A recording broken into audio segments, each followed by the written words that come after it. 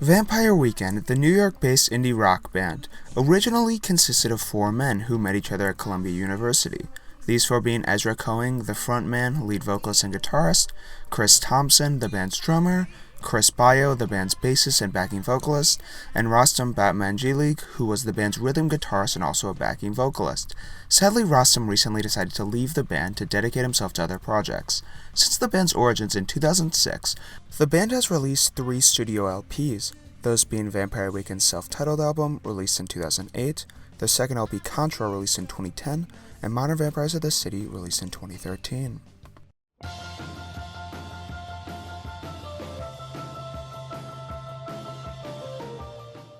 The band's first album, self-titled Vampire Weekend, is truly a masterpiece of indie alt-rock in my eyes.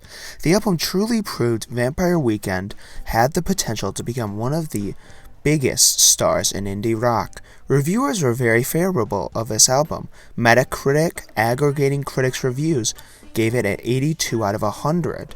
Pitchfork gave it an 8.8 out of 10, citing the album as the best new music. Pitchfork's Nichusu Abibi saying Vampire Weekend's Afro-pop and preppy-inflected debut is simply jaunty homespun, and like the early albums from the fellow fast risers Belle and Sebastian and the Strokes were on their release, one of the most refreshing and replayable indie rock records in years.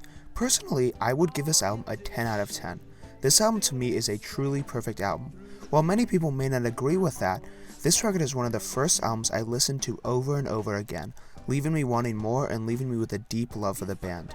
My favorite tracks being Mansard Roof, Oxford Coma, M79, I Stand Corrected, and Walcott, while my least favorite track would be Burn. I see it in your eyes, and now you're giving up the gun.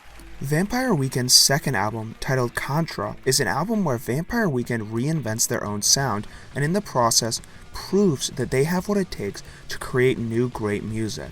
While this album may not be my personal favorite, it still is a great album. Reviewers yet again gave highly favorable scores to this LP, Metacritic giving its meta score as an 81 out of 100, a score 1 less than their previous album. Still a very good score though.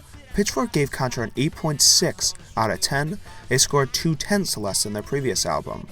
Mike Powell, a Pitchfork contributor and the reviewer of the album, stated, "The decisive Vampire Weekend return with LP number 2 and Contra finds them embracing their eccentricities without shame or apology." And personally, I would give the album an 8 out of 10.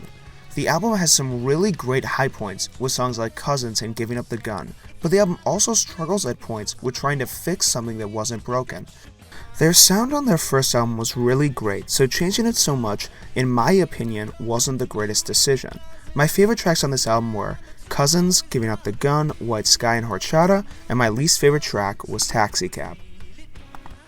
To me and Hannah Hunt saw crawling vines and weeping willows as we made our way from Providence to Phoenix. Vampire Weekend's third LP, titled Modern Vampires of the City, is an album that combines the adventurous nature of Contra with the timeless sound of their first album into another indie rock masterpiece. This album solidified Vampire Weekend's place as one of the biggest bands indie rock has got.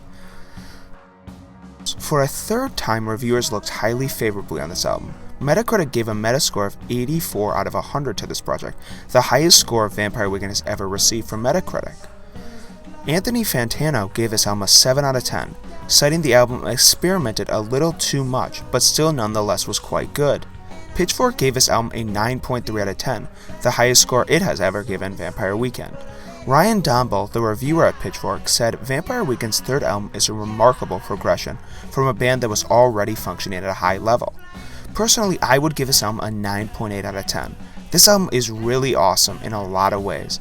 I think this album heavily built off their first LP, which I still hold to a very high pedestal, and this resulted in Vampire Weekend creating another incredible album.